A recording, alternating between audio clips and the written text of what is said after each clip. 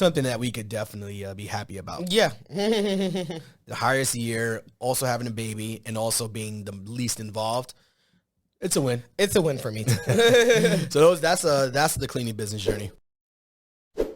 What's going on, guys? Welcome to another episode of the Hartzog Hustle Podcast. My name is Anthony. I'm joined here by my beautiful wife and co-host, Jhanilka. Thank you for joining, returning. If you've been here before, always want to remind you guys, make sure that you are subscribing, leaving a comment, sharing, writing a review, all of the above. It helps us to continue to grow as we've grown so much this year. Yes. This episode's going to be a very special. It's going to be an end of year wrap up, the Hartzog Hustle 2022, the year end review. We're going to guide you guys through our end of year conversation. We're going to rate ourselves, allow you to rate us a little bit. That?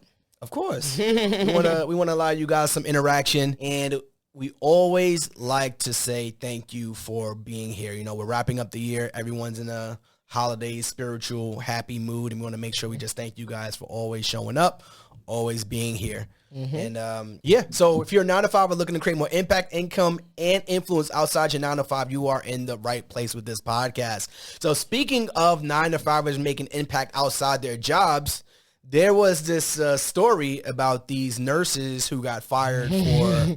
Well, that was outside their jobs. That was at their job. that was at their job. And we always talk about making an impact at your job, outside your job. So they made an impact inside and outside their job. So the labor and delivery nurses were fired for these ick videos. It was a TikTok trend where they essentially mocked maternity parents, essentially where they follow a trend where you say what you don't like about someone or a group of people. And one of the examples was, my ick is when you come in for your induction for labor talking about, can I take a shower and eat? Is when you come in for your induction talking about, can I take a shower and eat? What I have to say about this before you continue on is that in this day and age, please know that anything can go viral. And I think they probably didn't think it would turn into this, obviously, but anything can go viral, okay? So make sure you stand by whatever you're saying or whatever information you're putting out there. So that's what I have to say about that. Anything can go viral. Just keep that in mind, kiddos. So another one, they said, fathers asking for paternity tests right outside the delivery room. I thought that was nuts, but hey, I'm sure it happens. I'm sure it happens. Dad comes outside and asks for a paternity test right outside the room door. And they said the hospital received multiple complaints where patients felt like they weren't safe. So meaning, I know this hospital, I'm coming to this hospital, and now I don't feel safe coming to this hospital anymore because now you are putting my business on blast. Yeah, and the thing about it is that Emory Hospital is a well-known hospital. Like a lot of doctors, it's a teaching hospital. They want to go there. That's like top of the line. So not kind of shocking, but it's just a lot. So the question, are you asking like, one, I think we all can vent on about our jobs, but with the type of jobs that you hold, that's when it becomes an issue. So for example, I see lawyers sometimes speak about their clients, not saying any names or anything like that. Even therapists, and I am a mental health therapist, speak about their clients.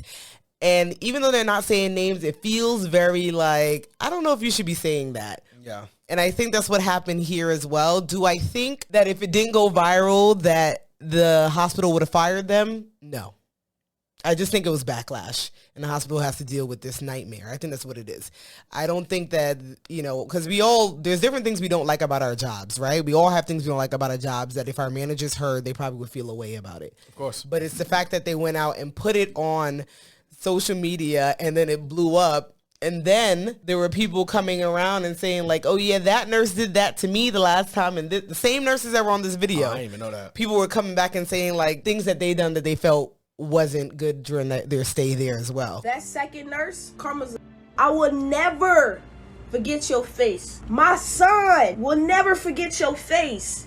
You was there when we asked so many questions on how my son passed away, and you played it off. Y'all all played it off, and 2 of y'all are in that video. And Karma is a 2 down, 3 to go. Y'all are finally being held accountable. So it became specifically for these nurses. Oh, so you knew more about it than I did. It became a mess. It became a total mess. The lesson is everything can go viral. So the question I had was, does this deserve firing? If everyone else can complain and vent about their jobs, why can't they? And then it, like you said, some jobs you can't vent in that's public. just simply what it is. So the question is, does this deserve firing if they can vent about their jobs? All of us can vent about our jobs. Yes, 100% you can. But you can't vent in certain fields, and you can't vent on TikTok. Yeah, but even if some jobs Or feel... Instagram. Some Or jobs... Twitter. Social media. Or LinkedIn. Social media, Facebook, none of them. Or up. TV. Some jobs feel that, and I don't know if, I think some people say it's like written when you're signing contracts and stuff and signing up, that you represent their company. I agree. You do. So if you feel like, I don't know, something radical, if you feel like something you're going out and saying and it's blown up, then it's coming back to their company, and they may say, well, we don't stand for that, so you no longer represent this company. Yeah. So that's another, I understand both sides of it, and that's why I don't talk about nobody. I don't talk about none of my clients. I ain't talking no stories. We talk about like y'all, that. but it's just not on social media. That doesn't make any sense. I mean, it doesn't make it. Yeah. I don't think they expected that, but here we are. I guess it's a hard lesson learned. So guys, as we go into the new year, 2023, let's take out venting in public forums about your job completely out your itinerary. If you thought about venting about your job in 2023, let's not do it. Keep it inside. Go to your friends, go to your family, keep it internal, but do not get on social media and vent about your jobs. We saw a lot of people get terminated from their jobs in 2022. So let's make sure you guys don't do it in 2023, okay? Yeah, I think there's no separation of personal and jobs, unfortunately. It's kind of like Kyrie. He says stuff personally, and then the NBA kind of retaliates like, well, we don't represent that. It's the same type of concept. So listen. We gave y'all some advice. Heed to it if you want. If you don't, we'll see you on the unemployment line. But we're jumping in. 2022 was a big, big year. One being, if you didn't know, we had a baby girl this year. She is going to be 10 months real soon. She's going to be 10 months real soon. So that was probably the biggest change of this year. Yeah. Right? The biggest change of this year. And just, we'll get into them deeper. But I would say that you leaving your job and getting a house was a big change, even though it happened in 2021. It was December of 2021. Yeah. So you could bring it into 2022. Oh, yeah. But new parents, first thing. How'd you feel about being a new parent? How'd you feel you did as a new parent? Great. I feel like I did. Let's rate yourself. I feel like we did this on a recent episode too. But oh no, I think we were talking to someone. It was on a podcast. It was on a podcast. I was giving it an 8-9 of how I did. I would talk about myself as a parent, simply because of, obviously it was my first time. Not that I'm an only child, so it's not like I have a younger sibling or anything like that. But I think that preparing for the baby and having the constant support that we did have allowed me to show up in my best self, and allows me to continue to show up in my best self. Very important. And so what I mean by that is, when we had our baby, my aunt moved down here for 3 months and lived with us and helped us in all aspects. We had a doula before the baby was born, and she was in the delivery room, and we had a postpartum doula that stayed with us, that came at night about 2 to 3 times a week for 3 months. And then my grandmother came down here. And then when my aunt left, we hired a nanny. So the constant support that we've had helps me to feel like my best self, helps me to feel healthy, helps me to not feel so overwhelmed. Of course, it does happen. And then obviously having a partner, it doesn't feel like, oh, it's only on the mother to do stuff, helps as well. So I think we have done a great job. Yeah, if we're doing a rating system, and 1 out of 10, I'd say I showed up as a consistent, solid bench player. Like, I'm coming off the bench and I'm dropping like 15. Steph Curry?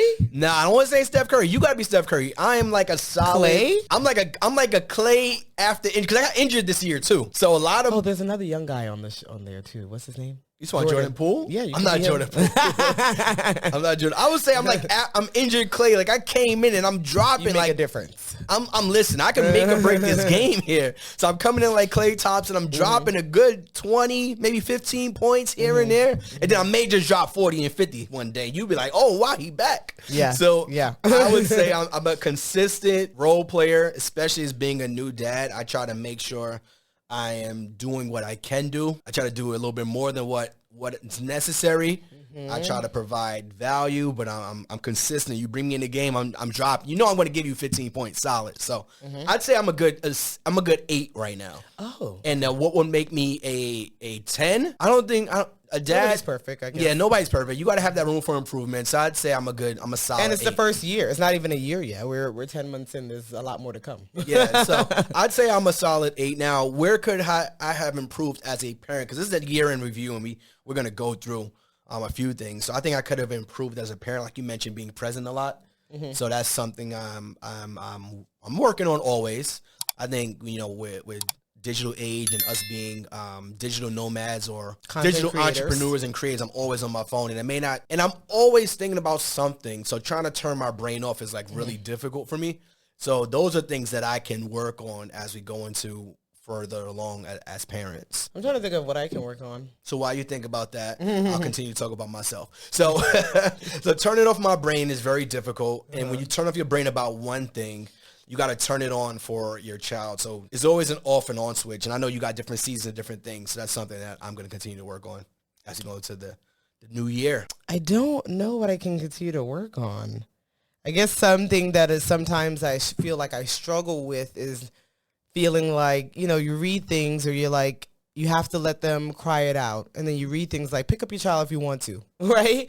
And so I know recently I was saying to myself, oh, she has to learn how to go to bed on her own, right? But I like to hold her to rock her to sleep, let her have a bottle and fall asleep in my arms and put her down. So that may be something like an internal thing of figuring out what's the right way. And I don't necessarily feel there is a right way. It's kind of what works for us, because I don't want to hear her cry. I don't want to hear my child crying for 20 minutes. Have I done it? Absolutely. to see, like, maybe she'll go down. Does that make me a bad parent? Because I could listen to that. I'm like, listen, she eventually... I don't think it makes you a bad parent. Everybody has different parenting styles. And thresholds are pain. Yeah, I don't think it's pain, but it's just like, if me picking you up will stop you in a second, and I'm just sitting here watching TV, why wouldn't I just go pick you up? Because every time you cry, you're going to expect me to pick you up. And maybe not. Maybe you just want to be consoled. Maybe you just want a mother's touch at this point. Maybe you just want your parents' touch. I mean, there's no way of knowing. Yeah. Right? So that's something that I would say that I continue to struggle with, of saying what's right or wrong for our child, because I can't do what everybody else does. But you do hear outside noise of different things of what works, what didn't work. Oh, if you do that, this is going to happen. So yeah. Oh, that reminded me of something. Go ahead. But we're not talking about that now. We also got a new house, so we're new homeowners.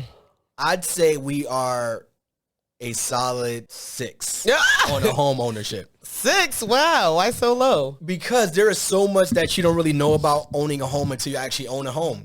Like, we're still waiting on furniture from going back to last year. Oh, about a year, yeah. So, but I don't think that's a home thing. I think that's a pandemic thing. That could be. I wouldn't blame it on the house. But hey, we wouldn't know. So we're still waiting on furniture such as our dining room table. We're still waiting on like some rugs, right? We're still waiting on some nursery items for Alani. She has all of them, but not the one that we wanted, is what we're saying. So no, don't get me wrong. We are the house is perfectly fine, but it's just like these little touch-ups that kind of make your house feel like a home sometimes. And I think I think it's now feeling like a home, especially around the holiday season. We got our decorations up.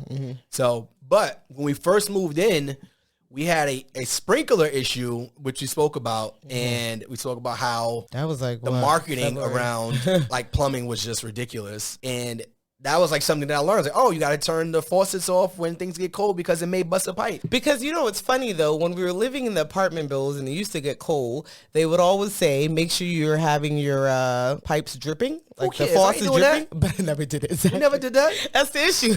So it's like I never did it. And so, like, because there's like a newsletter in our area and they send it out, make sure you're dripping and cover up faucets and all the outside faucets and things like that, until it happened to us. And we're like, what does that sound? It sounded like a shower was running. I was like, oh, I thought you were running the water upstairs. And you're like, wait a minute. That ain't the water upstairs. No, so that was a thing. Finding out where the water is to turn it off outside. How do you turn off the water for the entire house? You gotta Google it. Where is it? And you gotta have a tool to turn the water off at your house. So these are things that we're learning as new homeowners. I also didn't know the expenses that are incurred as a homeowner. And then the water heater. It is not just your mortgage. Obviously, you think about, oh, it's the water and stuff. No, it's everything. That $1,000 bill that we paid for, that's an expense. You got the lawn care. The lawn guy charged me like $80 because it was fall and he had to pay per bag or something like that. There's always something. Then there's your security system. The security system is $100 a month. The cable, like all this stuff adds up as a homeowner.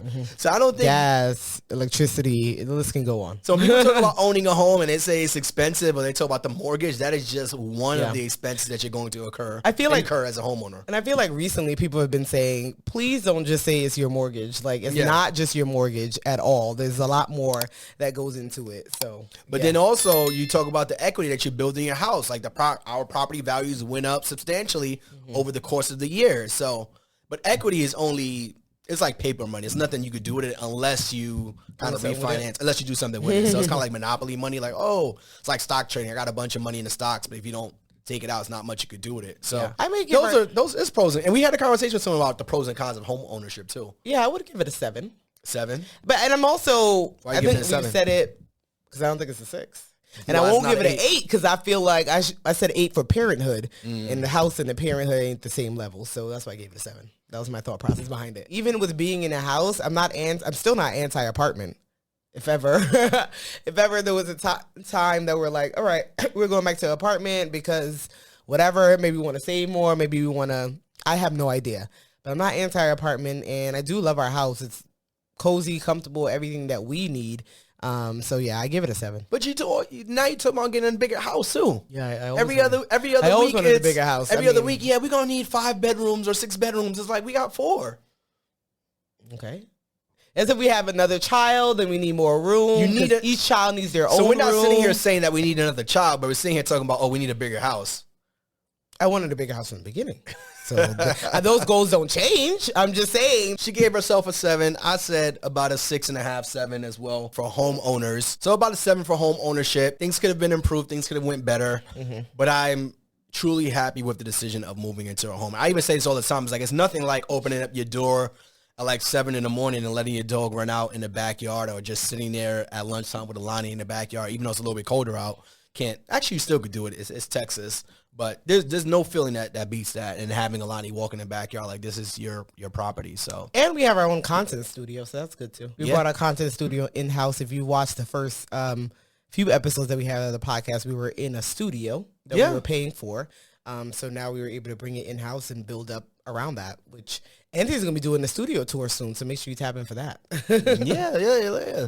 So since we're talking about that, we could talk about the transition into business. So let's start with let's stay on personal. You want to stay on personal? Oh, sure. I didn't know where you were going with transition into business. Because you were talking about the podcast. Okay. Business, but we could keep it on personal. Yep. So what else did we have for year-end review? What did you mean by how does this affect our marriage? What? So I was going to talk about just because I was going to say physically, since to my personal, to my physically, this probably been my worst year physically, meaning I had the worst amount of injuries. I started the year with a knee injury at our baby shower, which transitioned to a herniated disc injury, which transitioned to me just getting surgery, last week, 2 weeks ago? Not even a week yet. Yeah, not even a week. So I had to get back surgery for my herniated disc. And I'm feeling 10 times better, but I haven't worked out in 6 to 8 months this year. Yeah. Which is the longest amount of time I have not worked out. So in over 10 plus years? Yeah. So physically, this is my worst physical year. I know I look good on camera. They said the camera adds 10 pounds. Hopefully it takes 10. But this is my first physical year. And then you had a baby. Yeah. This is my so we are physical. Yeah. I feel like I know people say it's hard to get back into it after you have a baby, but for me personally, I felt like I was just being lazy sometimes. I've had opportunities to get back to what I was before. It's not like I was aiming for a snatch body, but I still was aiming to maintain a healthy lifestyle the way I was prior to getting pregnant, essentially. And I did not do that this year at all. So, got to give myself grace to jump back into things. That's all I could do, just start from where I'm at, and been working out again more now. So, hopefully to get back in the routine of working out 5 to 6 times a week. That's what we usually do. That was our standard every single week. and hoping to do that now and improving more in 2023. So we'll see. I'm looking forward to actually like shedding pounds, which generally I don't really have that goal of shedding pounds. I just have the goal of staying fit. What's the number? I need to shed like 20, 30 pounds. No, what's the number you're going for? To shed like 20, 30 pounds. Is it like 20 and 30 is a big difference. Yeah, that is. I'm probably do 20 is what I'm aiming for because 30 is a lot. Yeah, because my head is pretty big and I don't want to look like a crackhead. I don't want to look like, oh my God, you're so small. So 20 pounds is what I'm looking to lose, but I've never lost that amount of weight because I've never been this heavy. Can you even say crackhead nowadays? I don't even know how that works. Oh. Well, okay, well, I don't want to look weird. I don't want to look weird. So yeah, I am 20 aiming pounds for by about when? 20 pounds. Oh, that's the thing. I didn't put a limit to it. I just Gotta put a date. the first date that I put in place was I started working out around my birthday, which is December 2nd. And 3 months will be Alani's birthday, February 28th. So I'm just looking to be consistent during those 3 months. I haven't even put like a number on that, just for me to be consistent and show up. Okay. In the gym, obviously. So that's what I'm aiming for. I didn't put the weight for that 3 months, and we'll see where next year takes me. So I got my follow my doctor's appointment for my back next week. So hopefully I get the clear to hit the gym. So I'm trying to hit the gym before this year is out. the problem is with you is that you're going to try to hit the gym too hard. Hurt myself and again. hurt yourself again. That's the problem. Yeah. So you can't do it too hard. That's the thing. So expect me to be back in the nurse's gym. office. Oh no, no. The nurse's office again, because I'm gonna go from 0 to 100 real quick when it comes to the gym. So that's what I want to get. I don't want to wait till the new year either. So I want to get the clear. I want to get the green light and at least start doing some treadmill work, a little bit of walking. So physically this year I give myself a 3. Yeah. 3 is pretty bad. I would give myself a low number 2, but I don't want the naysayers in the comments like, well, you had a baby, so you can't say your body didn't, Which I understand that. I'm talking about like physically with working out. So it wasn't my best year either. So what's the number? Maybe like a 5-6. So that pushed the human being out of me. So it's a lot of physical labor to do that. A lot of physical labor. Jesus Christ. So that's very difficult to do. As you've seen. Yeah, I saw that firsthand. I don't know if I'd see it again. What? Maybe we'll see. But you were seeing videos before that, but it wasn't of me, so it was different. Yeah, way different. What else did we have for this year? And our cleaning business. If you don't know, we own a cleaning business down here in Dallas, Texas. We've owned it for the past 5 years. Our business hit $1 million in sales at the beginning of this year, and we continue to grow, having 50 to 60K months. So this year, the business has, what would you say, any lessons from this year with the business? So cleaning business, while we're here, we'll do a commercial break. If you guys want to learn how to start and scale a 6 or 7 figure cleaning business without cleaning any houses, make sure you guys tap into Cleaning Business University. It's our A to Z curriculum on how you could do the same without cleaning any homes. So we teach you how to do that. So this year, we started the year hitting $1 million in revenue. We also hired an operations manager, and most importantly, we were able to outsource the day-to-day tasks from our virtual assistant team to a dedicated manager, and she essentially replaced us in the business. So that was one of our biggest goals of the year, to replace ourselves, because a lot of times as business owners, you feel like nobody could do it like yourself. You're like, I'm not going to do that yet, or I'm not going to do this because I feel like that person can't do it as good as me. And now that may be true on all aspects, but you can hire someone, if they do it a fraction as good as you, and you bring somebody else that can maybe do it, they could do it 60, 70% as good as you, you hire somebody to do maybe 10, 15, 20, you at 90% right there, outsourcing yourself. So a lot of times as business owners, that's the scariest part about your business, like handing over your baby. So I think we did superb with doing that part of the business. Once we brought her on, our first month after that was our highest month ever. Yeah. So I think it's an understatement to say that it was a good idea to put somebody in place and delegate out. It was necessary, especially with having a baby. There was no way we were going to be able to. I mean, we could have done it, but did we want to do that and be in that stress, also not getting sleep and all stuff like that? So that was a game changer for our business this year. Absolutely. So yeah, starting on that high note, having Alani outsourcing the day-to-day task and getting an operations manager was very well. And I think, but after that, the problem was that we kind of got lackadaisical with the business. Yeah, and I now agree. you outsource it. So there's going to be, it's expected that you're not going to be as involved in the day-to-day as you normally would. That's very important. But you also can't take your foot off the brake. So we hit our highest month.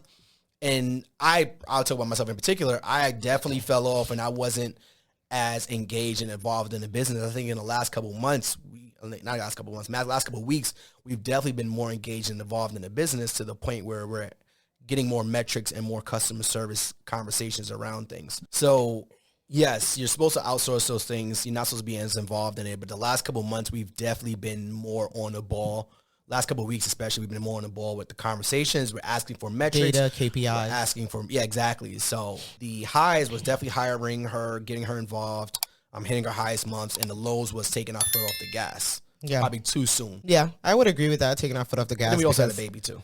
Yeah, so it's kind of like, you go through different seasons, and so next year it's like, okay, what can we do differently? How can we just keep building on whatever we've established this year? So that's where the cleaning business is, and it will continue to grow in that way. So, like, looking forward to 2023, like, what are you looking to, what's some of our goals for that? Well, we haven't had our 2023 meeting yet, so I can't even say, to be honest, exactly what that is. Maybe that's tapping into commercial. So looking at other streams of the business probably is important. Establishing more KPIs, how to hit more of our goals. Yeah, continue to grow, basically. Continue to grow. Metrics are huge in this business, so diving into those a little bit more. We started the year by saying the goal was $700,000 for the cleaning business in 1 year. This year, I think we're gonna do between 5 and 600,000 off, maybe 150 off. It's still more than we've ever done before. It's going to be a highest year in the business, definitely. So I'll take it. Especially with, delegating everything, having, maybe an hour a week, if that, 4 hours a week, 4 hours a month in the business, something that we could definitely be happy about. Yeah. The highest year, also having a baby, and also being the least involved. It's a win. It's a win for me. So that's the cleaning business journey. You can move on to the next one. And then we have a virtual assistant business, if you don't know, called Ziggy VA, but we'll put that link in the show notes. Well, it's always in the show notes, actually, where they do virtual assistants for people that have cleaning businesses. So that, we just got that, what year are we in? February 2021, we had just got that business. So last year, there were some ups and downs of losses and things like that. We haven't really been in the negative this year, but we haven't really grown as much. And that goes back to taking our foot off the gas, which we put someone in place there too to continue to manage that, because we've always had a manager when we bought that business. But that just figuring out for us how we're going to continue to grow outside of just our students when it comes to the virtual assistant business is something that we are considering and thinking about for that business. Yeah, and that's a business that's going to be placed on market value too. So based on where people are, like right now, everyone's talking about the recession. So essentially, cleaning businesses would be one of those businesses that you see take a hit. But we haven't seen it. Our cleaning business is actually doing fairly well. And we always say that people who focus on their time and their money, they will always have the money to delegate to get more time back. So our cleaning business allows people to get more time back by delegating the cleaning services. But on the counter side of that, if our students don't understand that mindset around their business, then they're probably going to say, oh, well, I'm not getting many jobs or many leads in my business. Well, I probably don't need to have a virtual assistant kind of handling my business on a daily basis. But if they're in the mindset of creating more time for themselves, they will always see a need for that. So we're going to be 2 years into this business in February. The first year was kind of getting established, understanding it, and we didn't make any money the first year. The second year we've actually made money. Yeah, really good money. Which is this year. We've made money. Now, is it the money that we actually say we're not doing much work in there either. We're not in there every single day. There's been some headaches this year, but we're not in there every single day to the point where it's like an absolute nuisance to run. That's the thing. When we think about it, we're like, oh, do you want to continue with this business, or is it growing? Then you have to say to yourself, well, how much time and energy am I actually putting into it? Yeah. And once we think about that, we're like, well, we only done 2 hours in the month. Can we really complain? Are we contributing to it growing, right? Because just because you have a manager in place, they can't wear all the hats, right?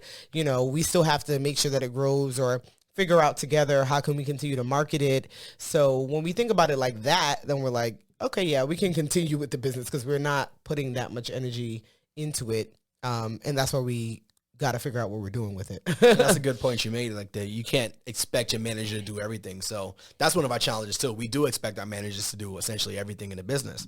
So figuring out what are the things they can do, what are the things they shouldn't be doing, what are the things that we need to be doing is very important, especially on any business that you have. Your CEO doesn't just give your manager the full reins to the business. It's like, all right, here's what you do. When you manage the team, you do this.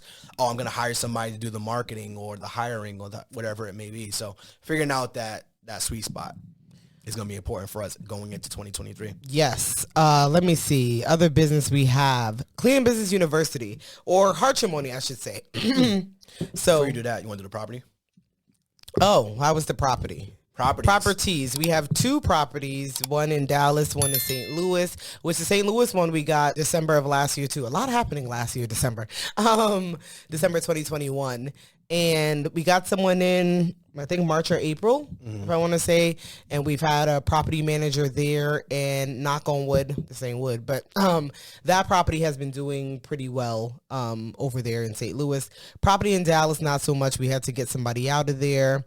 Then we got somebody in this year. I don't know when this year. Couldn't tell you. Had to get them out too. But had to get them out recently the past month. And so turnover and stuff like that. So the Dallas property has been a bit more of a headache. And we've had constant conversations we've had it now for maybe 2 years, I think, 2 years. And so we've had a conversation on, do we continue with it? You know, we get a lot of profit from it, but the headache and the lack of peace of mind that it causes, it's like, is it worth it? So that's what's happening. That's what's happening with the properties. Anything else you would add to that? I love when you roll your eyes about this segment. Oh, the properties? Yeah. So I think as you become a more seasoned entrepreneur, more seasoned business owner, or more seasoned human, you figure out what's more important to you. Is it the money or is it the peace of mind? And even if the money's good, it may not even be worth the headache or lack of sleep. Even I haven't lost sleep over it, but it's just always on my mind. We're always talking about it. So sometimes you may say the money's not even worth. When we talk about like the other business, like is the money worth the time? Absolutely. But when it comes to this, is the money worth the lack of peace of mind or not having that? So figuring that out is going to be very important as we go into 2023. I think we'll give it another shot with another tenant, but it may just be the area too. Yeah. If I could take less profit and have a better tenant, better peace of mind, then that's worth everything. So maybe taking that proceeds from that property and rolling into another one in a different location. So figuring out what's next for us in that sense is going to be important. Yeah, because we definitely want more properties, but just where and that whole, we got to do all that. We haven't crossed that bridge. I know when people say you think about digital money versus physical money, it's like it's not even close with the online money versus having a physical asset. I know a lot of people like physical assets, but the digital assets are just so much more profitable, especially right now, which is why we're building all these digital assets and we're putting money into the podcast and stuff like that. But also the houses is a long game, right? Yeah. It's not for right now money. Yeah. That's what they drilled in my head. That's why I know to say it. Because I was one of those people. Like, is this worth it? I am one of those. Yeah. So it's very hard trying to compare the two. So which is why you shouldn't compare the two. And they talk about diversifying your assets. This is what they're talking about. You can't have all your money online in the digital space, in the education space, in the marketing space. You have to have some physical, tangible assets too. So. So we'll see how that goes in 2023. We'll keep you guys posted. Next thing is our Hartzog brand. We speak about that. Hartzog was founded as our hashtag for our wedding, which is a play on matrimony and Hartzog. And so it has become a brand of its own. It's its own company.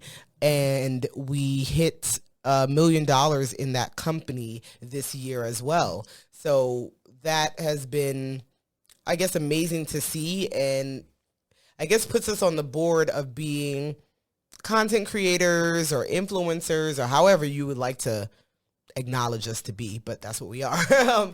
And showing up in that way and making sure that we take everything seriously. We show all the time of what it takes to show up and what it looks like to show. Like, you just get the end product, but there's so much back end, there's so much money spent, there's so much time spent, there's so much mental energy spent doing the business and making sure that we show up in all aspects as well, which the Hartzog Hustle podcast would fall under. So yeah, brand. I was gonna break that down. So the Hartzog is our company, right? So we have an episode on this, building a six-figure 6-figure brand off of a hashtag. Now it's a 7-figure brand off of a hashtag. Oh, we could do a whole another episode on that too. Yeah. On what we've created from it. So essentially, I'll do a brief overview. So the Hartzog is our brand, our logo. It's who we are as a married couple. Under that, you have Clean Your Business University, which we have an educational piece. So Clean Your Business University, we have Clean Your Business University community. Yeah, we have the Hartzog Hustle podcast. We have our courses, our mentorship, everything that's digital, essentially. That's what falls under the Hartzog. We build a media studio. We start a media empire. It would be under the Hartzog, or the Hartzog would be the media empire. So that's everything under that. We also hired another business coach to help us with that. We hired a community manager for our digital products. And what are we looking forward to in 2023? I mean, it's easy to say to just continue to grow, but I think that we have. I don't even know how would you. How would you rate what we did too? Oh, it would be our highest year as well. But I kind of don't rate it so high though. I may give it like a 6. 6. I feel like we did the work, but we didn't. I don't want to say good enough, but we didn't put as much energy as we should have into it. That's what I would say about it. To be real with ourselves, we didn't put as much energy because of Alani, maybe because we just didn't feel like it, but we didn't put as much energy, I feel, as we did last year. Well, I think it depends on which aspect of the Hartzog. So we put a lot of energy and consistency into the podcast. Yes, we did. So I'm not going to say a 6, but I'd say overall for the brand, I think we've got more brand recognition this year too. So I'd say about a 7, 8. Okay, I'd say about a 7, 8. And what we're looking to forward more, what we're looking to do more of, I think we'll speak more about it in our 2023 meeting. Yeah, and we'll have to report back specific things outside of just continuing to grow and have impact. Yeah. So looking back on the year we had, how was the job for you? Because since we're doing a recap and we're talking about how did we do in 2022, how was your job this year? So I wasn't there for 6 months. Start with that. Because I had maternity leave for 3 months, went back for 2, and then took personal leave for 3 months. Okay. So work was fine. Before going on maternity leave, I barely was there mentally. Like, thankfully, I work from home. I can't imagine, like, taking a train and going in when I was, like, 9, 10 months pregnant. I was just mentally drained. It's crazy how people do that. Because you have to. There's no option. But I just couldn't imagine. I was thankful that I didn't have to do that because I was checked out. Once the new year started this year and I knew that, okay, this baby's coming any weeks from now, then I just was checked out. So then when I came back, started off a little bit slower. And then I was like, I'm not ready to be here. I was like, I'm not ready to be here. I just want to spend more time with my family. And then did that. So Alani came, we took 3 months. And then when did you take your next 3 months? August, October, November. And we were some traveling mofos at that point. Traveling like crazy.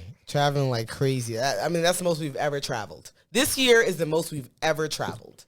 And with a baby. But anyway. So you ain't took nothing about the job then. So you were there. You were only there for 6 months? I was there for 6 months. But I took, gaps. January, February. February don't really count because you were checked out. I was checked out. And then 8 months down. Then March, April, May. I went back in June, July. I was there June, July. And then August, September, October, I took off. And then November, December. It's like holidays. It's, this. So you're off the last month. So not the last month. I'm not off. So, but. So you took 3 months for the baby. You took 3 months for personal. 6 months. So I worked a total you took 2 months before you took this. That's 2 months after Alani.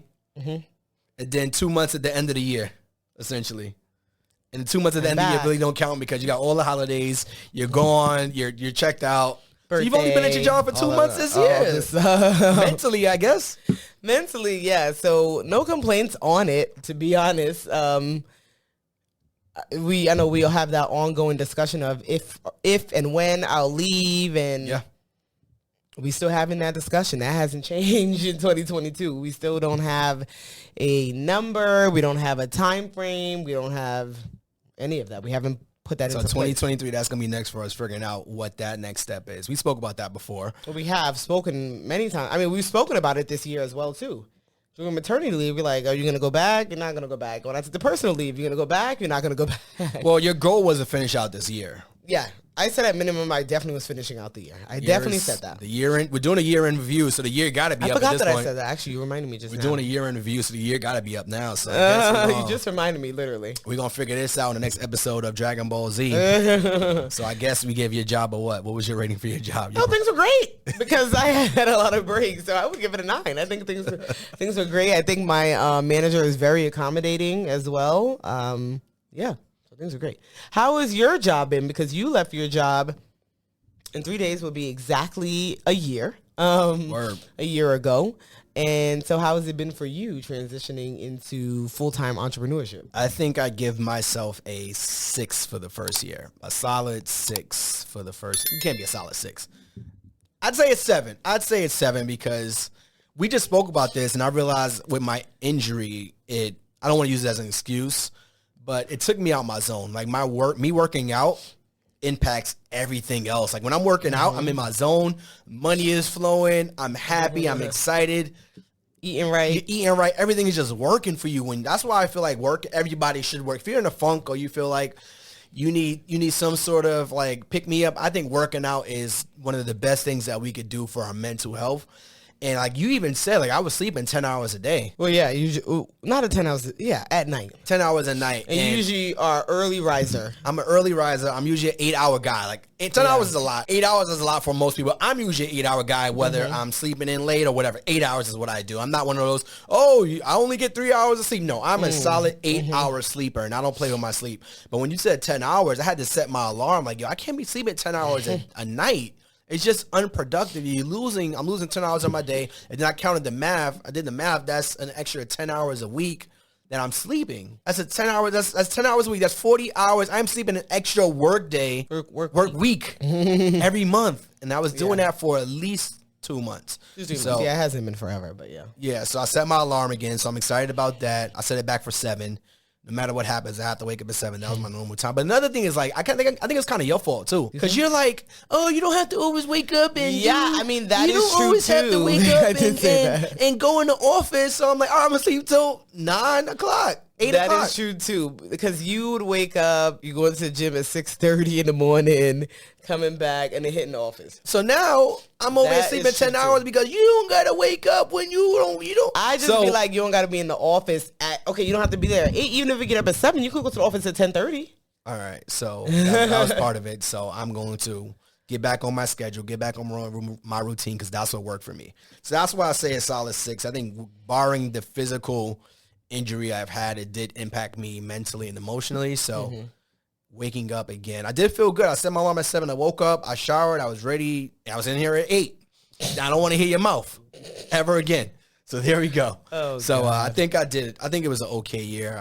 I've learned a lot, and I think next year is going to be a huge year for us in the entrepreneur, at least full-time entrepreneurship. For me, it's going to be a huge year. So I'm excited about that. Yeah. And I think also structuring as well. We have said, like, how do we figure that out for you or help you figure out what does your structure look like day to day? Yeah. In this new space. Exactly. And I know we spoke to someone, it took them like 2 years to kind of figure it out as a full-time entrepreneur. So you just never know. So with all that said, we recapped on baby, house, businesses, property, 9-to-5 jobs, personal. What is next for us in 2023? What are we excited about in 2023? I'm excited about the podcast, Hartzog Hustle Podcast. Make sure you guys subscribe. Make sure you guys like. That is very important to help us stay excited. Yeah, to help us stay excited. I know I get excited when you guys leave us reviews, especially 5-star reviews. You guys, and you guys write something. When you write it, it just makes such a difference. Because we get to read it. We get to say, hey, you guys see this. So I'm excited. I'm excited about the podcast. I'm excited about Lonnie's growth. I'm excited to look forward to her. And I'm just amazed. What is she going to do next? Her next step will be walking. She's saying words. She's saying like agua and blue and Elmo. She said mama today. Yeah, she's saying all these things. And next up, she'll be walking soon because she's already pulling herself up, walking up the steps. She's just moving. She's just grooving. I think the businesses, I'm definitely excited about Clean It Business University and the Hartzog Money brand, seeing where that goes, continuing to grow that. And then I think for the first time, not ever, but kind of ever, I have like personal goals. I feel like I never have personal goals. It's always like work out good, be able to work out, maintain. But I actually am having personal goals next year, so that should be exciting. Yeah. So you guys should have these meetings internally with yourself, with your spouse. Every year we do these same meetings, and we'll give you guys maybe an update in 2023 how our actual sit-down meeting goes. But it's very similar to this, very structured like this, where we go through our personal, we go through our business, we go through our physical. We didn't even talk about spiritual. Yeah, because we ain't go to church this year. We did but not. we have been praying a lot. Definitely. So every single night. We said we was going to pray with Alani every single night. We miss nights when nights are crazy. Things are hectic, and it's like, and she's like, all right, go to bed. You got to get down. But we prayed at least, I want to say at least 90% of the nights with her. Yeah. That's something we said we would do. So spiritual, I think, is still very strong. And we have these sit-down meetings every year at the top of the year or at the end of the year to kind of go over a year review. So you guys should have these meetings, and we think it's very important for the next year to plan and prepare for your upcoming year. And again, I don't think there's a new year, new me. It's a new year, same me with some tweaks and some changes. So make sure you guys do that. Boom. Make sure you are subscribing, sharing, commenting, leaving us a review. Thank you for showing up again. Hope you have a wonderful end of year of 2022 and start to write down your goals for 2023. Let's get it. Let's go. Hartzog Hustle Podcast. Every Tuesday, we are out. Bye. Peace. Take care. This has been an episode of the Hartzog Hustle Podcast. We hope you enjoyed. Be sure to rate and review this podcast on your favorite listening platform. And follow Anthony and Jhanilka on Instagram at The Hartrimony. That's TheHartrimony. Keep hustling, baby. Keep hustling, baby. Get that money. Get that money.